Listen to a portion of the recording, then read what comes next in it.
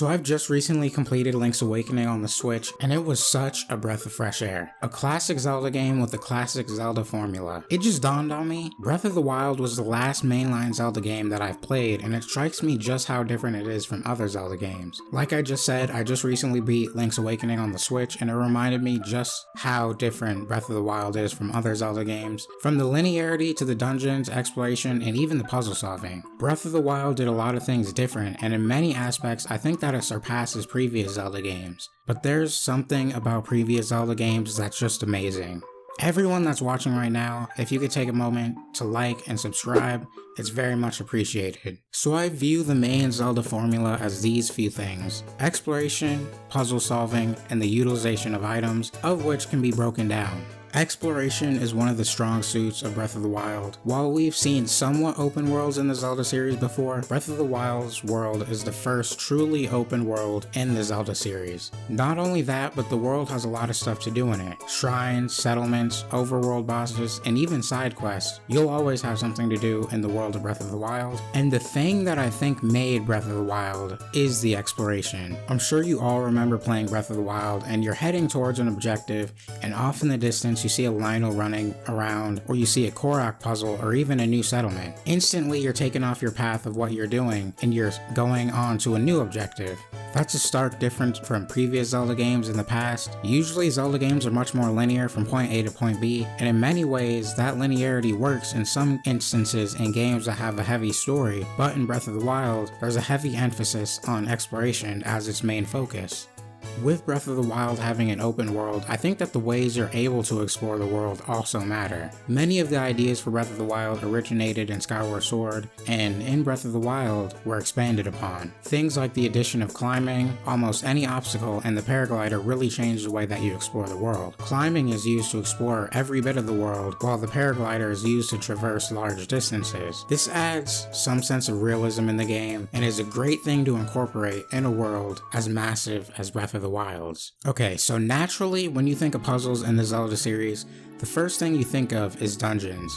And in Breath of the Wild, we got the Divine Beasts and Shrines. I'll start off with the shrines. Shrines in Breath of the Wild were very awesome. With 120 in total and a very large variety of different puzzles, the only criticism that I can give of the shrines is that they have a lack of different scenery. With such a massive world, you need to have a lot of things to do in that world, and puzzle solving is something that the Zelda series does right. That being said, the Divine Beasts in Breath of the Wild were kind of a letdown. I want to do a video on the Divine Beasts in the future, but here's what I can say. The Divine Beasts in this game, I think, have their place, and I thought that the mechanics of moving different parts of the Divine Beast was a very cool puzzle solving mechanic, but the negatives outweigh the positives. The Divine Beast had a lot of problems: the length, design, enemy variety, and bosses. The Divine Beasts all look very similar. Not only that, but they're also very short, and if I'm not mistaken, I believe there's only one enemy type that's in the Divine Beasts. Okay, so I just looked it up and I'm kinda right. Vanaboris has the most enemy variety, but I don't count pools of malice and floor spikes and the glowing eyeballs as enemies. Another thing, the bosses of the Divine Beasts. They're basically all the same and similar in design, but different in combat. The Divine Beasts are not that memorable, especially compared to previous Zelda dungeons, and one of the biggest things that I hate that are missing from the Divine Beasts are mini bosses and dungeon items. Especially the dungeon items, because they help the dungeons to have sort of a uniqueness to them. You fight the mini boss, get the dungeon item, and use it during the second half of the dungeon, and eventually to defeat the dungeon boss. I love that formula, but the Divine Beasts were missing it. Not only that, but there were only 4 Divine Beasts. 5 if you bought the DLC. My favorite area in the game, Hyrule Castle, was more of a step in the right direction. There were multiple ways to complete Hyrule Castle, and every time I replay it, I find new things. There are several mini-bosses, minor puzzles, treasures, and tons of the most powerful weapons and items that can be found in the game. It still falls short compared to previous Zelda dungeons, but it is a good basic blueprint of what a dungeon could and should be in a game as massive as Breath of the Wild, in the way that you can choose how to complete it.